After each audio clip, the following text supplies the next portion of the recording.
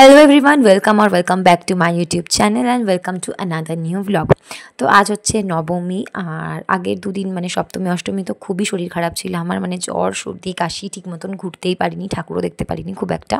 তো আজকে তার তুলনায় অনেকটা ভালো আছি, অনেকটা স্টেবল, ওষুধ খেয়েছি, তো ওই আর কি।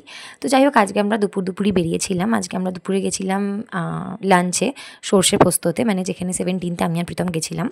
কিন্তু আজকে শুধু আমি আর প্রীতম যাইনি, আমাদের সাথে মামন, বাবাই, দিদি ওরাও গেছিলো, মানে আমরা সবাই মিলেই গিয়েছিলাম, কারণ আমাদের আগের বার ওদের খাবার মানে কোয়ালিটি কোয়ান্টিটি সবটাই খুব ভালো লেগেছিলো, তো সেই জন্য আমরা ভাবলাম ওখানেই যাওয়া যাক।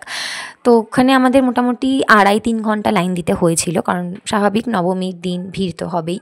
তো ওখানে অনেকক্ষণ লাইনে দাঁড়ানোর পর তো প্রীতম লাইনে দাঁড়িয়েছিল, তো আমরা ভাবলাম ঠাকুরগুলো দেখে আসি কয়েকটা, কারণ হাতিবাগানে আমার কোনো ঠাকুরই দেখা হয়নি। তো সেই জন্য ফার্স্টে নবীনপল্লী দেখলাম, আর নবীনপল্লী আমার প্রত্যেকবারই খুব ভালো লাগে, ওরা প্রত্যেকবারই ইনোভেটিভ কিছু করে। আগেরবার ওরা আবল তাবল করেছিল, তো এবছর ওরা বেশ ভালো করেছে।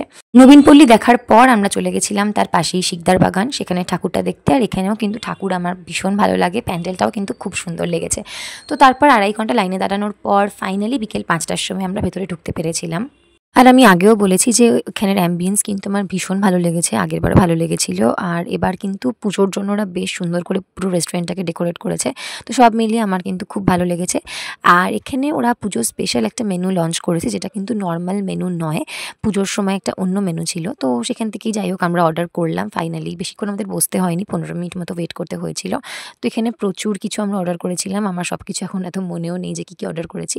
তো খাবারের টেস্ট, কোয়ালিটি আর কোয়ান্টিটি অ্যাজ ইউজুয়াল খুব ভালো ছিল। ঘড়িতে তখন প্রায় সন্ধ্যে 6:30 মতন বাজে। তো আমরা খেয়ে দিয়ে বেরিয়ে, আমি আর প্রীতম বেরিয়ে পড়েছি ঠাকুর দেখতে। আর কোথায় যাব বুঝতে পারছিলাম না, তো ভাবলাম আগে কাছাকাছিগুলো দেখে নিই। তো আমরা গেছিলাম আহিটলা সার্বজনীনে। এখানের আমার সত্যি থিমটা এই মুহূর্তে মনে নেই, কিন্তু যাই হোক আহিটলা সার্বজনীন কিন্তু প্রত্যেক বছরই খুব ইউনিক কিছু করে। আর এবছরও কিন্তু ওদের থিম, ওদের প্যান্ডেল, ওদের প্রতিমা সবটা কিন্তু বেশ অন্যরকম ছিল।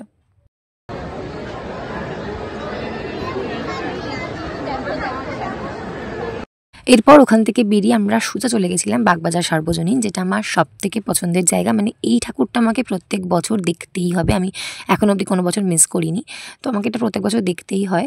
আসলে আমাদের প্ল্যান ছিল আমরা এখানে দশমীর দিন যাব, মানে বিসর্জনের দিন যাব শাড়ি টাড়ি পরে, কিন্তু আমার শরীরটা যেহেতু খারাপ ছিল তাই আমি বুঝতে পারছিলাম না যে আমি আদেও যেতে পারবো নাকি দশমীর দিন ওখানে। তাই আমি প্রীতমকে বললাম যে আমরা অন্তত ঠাকুরটা দেখে আসি, কারণ নাহলে আমার ঠাকুরটা দেখাই হবে না এই বছর। তো সেই জন্য আমরা সোজা চলে গেছিলাম বাগবাজারে ঠাকুরটা দেখতে। আর এখানে ঠাকুর বা প্যান্ডেল কোনো কিছু নিয়েই কিছু বলার নেই। যারা কলকাতায় থাকে বা যারা নাও থাকে তারা প্রত্যেকেই এই জায়গাটা খুব ভালো মতন জানে, চেনে এবং এখানে ঠাকুর দেখতে আসে। তো এটা হচ্ছে আমার সবথেকে পছন্দের জায়গা।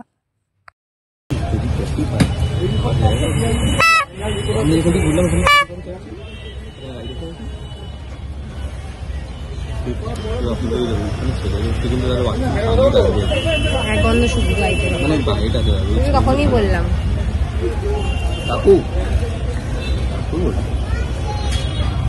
চা খাবি, চা খাবি, এই চা খাবি। আমরা চা খাবো না আমরা চা, আমার খাওয়ারই জায়গা নেই। শরীরটা ঠিক লাগছে এখন, একটু ঠিক লাগছে, ওষুধ খাই দেবো তাহলে।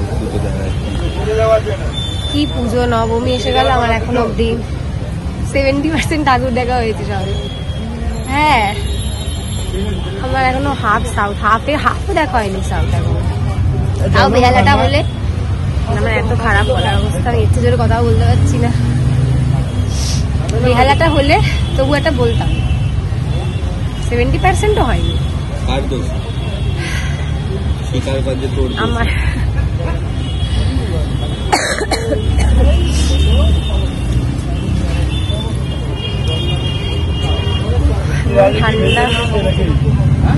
ঠান্ডা লাগিয়েছি।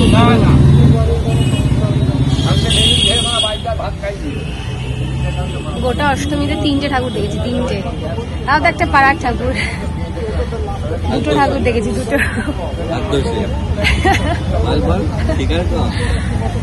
ওর দোষে, কালকেটা তোর দোষে, কারণ কালকেও অনেক দেরি করে বেরিয়েছে। বললাম তাড়াতাড়ি বেরোই, তাড়াতাড়ি বেরোতে বললাম, বেরোলি না।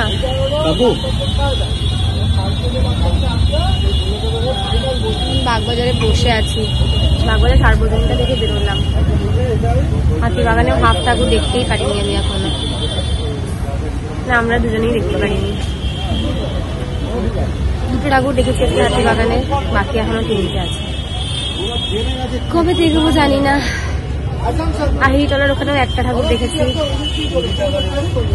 বাকি এখনো বাকি আছে 3টে। বুঝছো?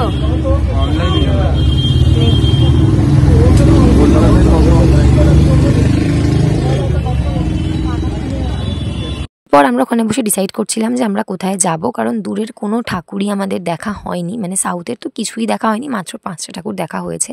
আর হাতিবাগান যেহেতু একদমই আমাদের বাড়ির কাছে, তাই ওটা আমরা পরেও যে কোনো সময় দেখে নিতে পারবো। তো আমার শরীরটাও আগের দুদিনের থেকে অনেকটা ভালো ছিল, মানে আগের দুদিন যে শ্বাসকষ্ট হচ্ছিল, আমি হাঁটতে পারছিলাম না, তো অতটা প্রবলেম আমার হচ্ছিল না। তো সেই জন্য প্রীতম বললো তাহলে আমরা বেহালার দিকে যাই, আর যেহেতু গাড়িতে যাবো তাই খুব একটা প্রবলেম হবে না, আর বেশিক্ষণ সময়ও লাগবে না। তো এরপর আমরা বেহালার দিকেই গিয়েছিলাম, আর বেহালাতে নেমে প্রথম ঠাকুর এটাই দেখেছিলাম। এটা হচ্ছে বেহালা একতা সংঘ। এটা একটা মাঠের ওপর একটা পুজো, বেশ ছোটোখাটোই পুজো, কিন্তু প্যান্ডেলটা আমি খুব একটা বুঝতে পারিনি। কিন্তু প্যান্ডেলটা না বুঝতে পারলেও এখানে ঠাকুরটা কিন্তু আমার বেশ ভালো লেগেছে, মানে বেশ সাবেকি ধরনের ঠাকুরটা, ঠাকুরের মুখটা না ভীষণ মিষ্টি ছিল।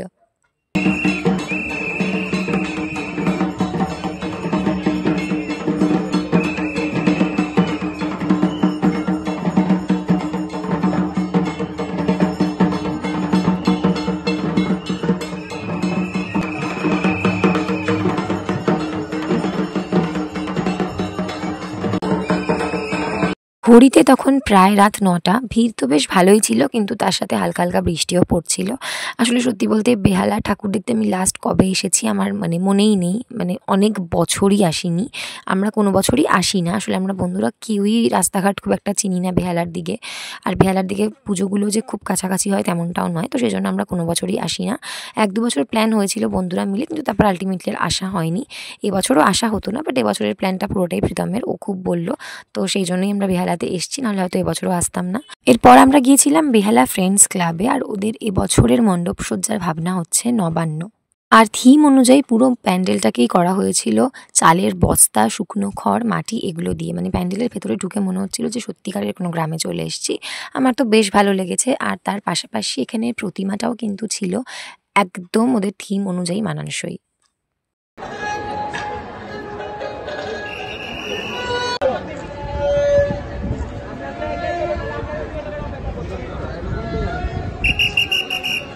তো এরপর আমরা চলে গেছিলাম বেহালার আরেকটা খুবই ফেমাস পুজো প্যান্ডেল, যেটা হচ্ছে বেহালা নতুন দল। আর এবছর কিন্তু ইনস্টাগ্রাম আর ফেসবুকেও এই প্যান্ডেলটা বেশ ভাইরাল, মানে ছবি ভিডিও বেশ ভাইরাল হয়েছে। মানে অনেকেই বলছে এটাকে সঞ্জয় লীলা বনসালির বা বলিউডের কোনো সিনেমার সেট লাগছে।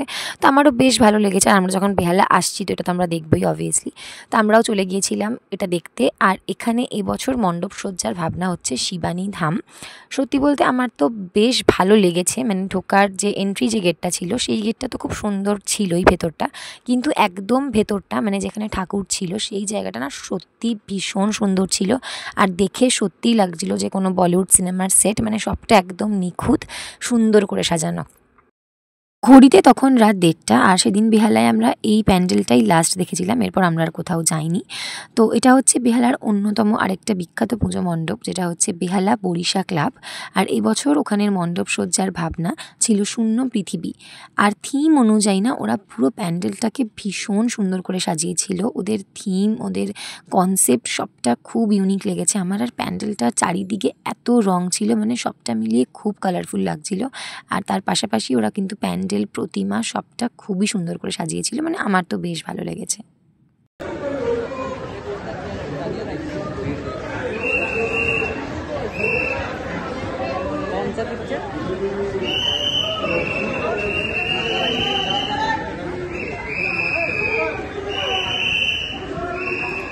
এরপর বেহালায় আর কোনো ঠাকুর আমরা দেখতে যাইনি, এই 3টে ঠাকুর দেখতেই মেনলি আমরা এসেছিলাম, তো আর কোথাও যাইনি। তো বেহালায় নিশ্চয়ই আর অনেক বড় বড় পুজো হয়, ভালো ভালো পুজো হয়, কিন্তু আমরা সেই সব কিছুই জানি না, চিনিও না কিছু, বেসিক্যালি কিছুই চিনি না বেহালার, তো সেই জন্য আমরা আর অন্য কোথাও যাইনি। আর খুব সত্যি কথা বলতে বেহালায় এবছর ঠাকুর দেখতে গিয়ে মানে ওভারঅল এক্সপিরিয়েন্স খুব একটা ভালো নয়। মানে আমরা যে কটা ঠাকুর দেখেছি বা প্যান্ডেল দেখেছি সবকটাই ভীষণ সুন্দর ছিল, সেটা নিয়ে কিছু বলার নেই, কিন্তু ওভারঅল এক্সপিরিয়েন্স খুব একটা ভালো নয়। তো হোপফুলি আর কোনোদিন বেহালায় যাব না, মানে এবছরও খুব একটা ইচ্ছে ছিল না যাওয়ার। তো যাই হোক গিয়েছিলাম, বাট হোপফুলি নেক্সট ইয়ার থেকে আর হয়তো যাব না। তো যাই হোক এরপর আমরা ওখান থেকে বাড়ির দিকে রওনা দিয়েছিলাম। তো আসার পথে আমি প্রীতমকে বলছিলাম যে আমার দক্ষিণদ্বারী ইউথসটা দেখার ভীষণ ইচ্ছে, কারণ আমি রিলসে ভিডিওতে দেখেছি প্রচুর এই প্যান্ডেলটা খুব ভাইরাল। তো আমার খুব ইচ্ছে, আগের বছরও মানে আসার কথা ছিল কিন্তু আসতে পারিনি। তো এই বছর তো আমি ঠিকই করে রেখেছিলাম যেটা আমি দেখবো। ঘড়িতে তখন প্রায় রাত 3টে সাড়ে 3টে মতন বাজে। তো আমরা দক্ষিণদ্বারী ইউথসে ঢুকলাম, আর ওদের এবছর মণ্ডপ সজ্জার যে ভাবনা সেটা কিন্তু বেশ ইউনিক, সেটা হচ্ছে দহন। আমার তো নামটা শুনেই খুব ভালো লেগেছিলো। তারপর আমি অনেক ছবি ভিডিওতেও দেখেছি, তো সব মিলিয়ে আমার তো খুব ইচ্ছে ছিল এখানে আসার। আর যেহেতু এটা মানে প্রীতমের বাড়ির একদমই কাছে, তো সেই জন্য আমাদের খুব একটা অসুবিধা হয়নি, আমরা ফেরার পথে এই ঠাকুরটা দেখেছি।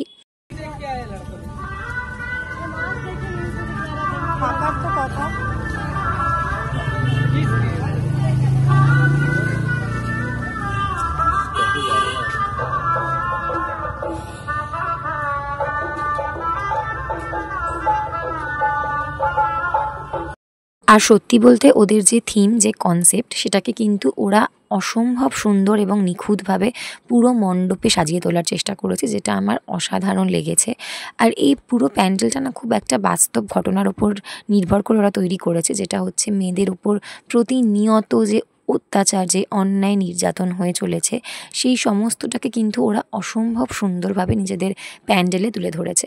আর এখানে প্যান্ডেলে একটা লাইভ শো হচ্ছিল, আমরা ভাবিনি যে আমরা এই শোটা দেখতে পাবো, কারণ আমরা অনেকটাই রাতে গেছিলাম, একদম মাঝরাত প্রায়। কিন্তু লাকিলি সেই শোটা হচ্ছিল, মানে আমরা যখন যাই তার ঠিক 2 মিনিট পরে সেই শোটা আবার শুরু হয়। তো আমরা কিন্তু পুরো শোটাই দেখতে পেরেছিলাম, এবং সবটা না ভীষণ অসাধারণ ছিল, মানে অসম্ভব সুন্দর ছিল সবটা।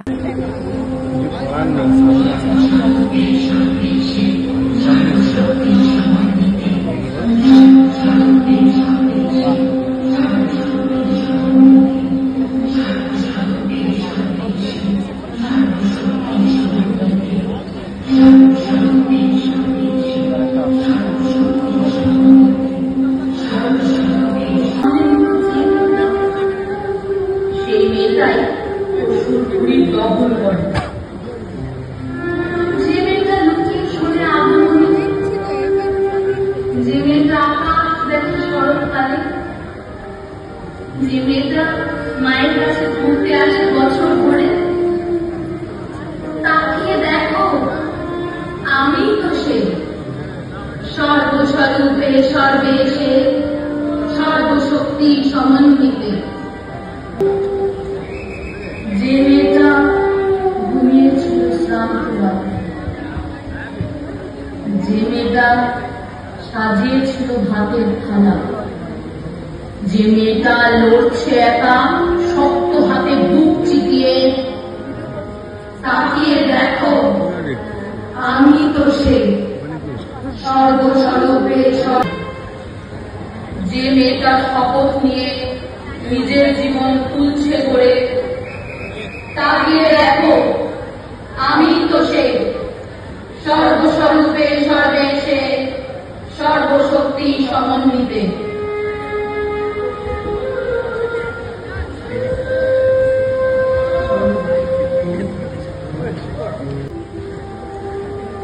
আগুন থেকে আবির্ভাবে অনেক আগে, আগুন ছিল জলে পিঠের দাগে,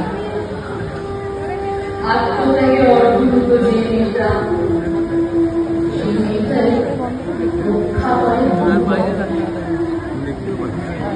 যে মেয়েটা ভয় পেয়েছে আয়না দেখে, যে মেয়েটা সমাজটাকে লুকিয়ে,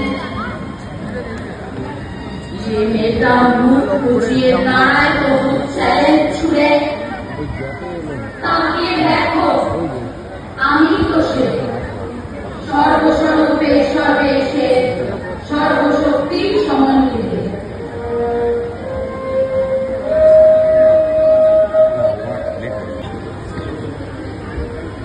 সেই তো আমি অস্ত্র হাতে অপেক্ষাতে, সেই তো আমি অস্ত্র হাতে অপেক্ষাতে সর্বস্বরূপ